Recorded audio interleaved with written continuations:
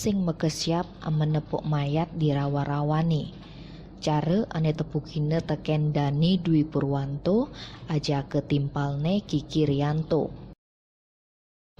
Kedua ento nepuk mayat ane subekambang di rawane Pak Bandara Ngurah Rai areal PT Angkasa Pura I Desa Kelan Kuta Badung dugas Jumat 19 Maret sawetara jam 16 wita sanje.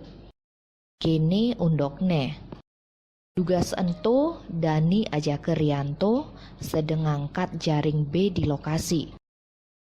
Ye pas lakar ke tengah rawane sawetara jaraknya 5 meter, aja kedua nepuk ada barang kambang. Ulian penasaran apa ane ngambang ento lantas palkine. Bepal ane ngambang ento ternyata mayat. Langsung aja kedua ngelaporang ke Koptu Imron, anggota TNI AL Pos Badung. Informasi ini ento keterusan ke Pos Pol Airut Kedonganan ajak Basarnas.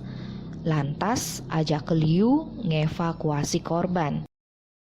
Mare tawange identitas korban Madan Haris Setiawan.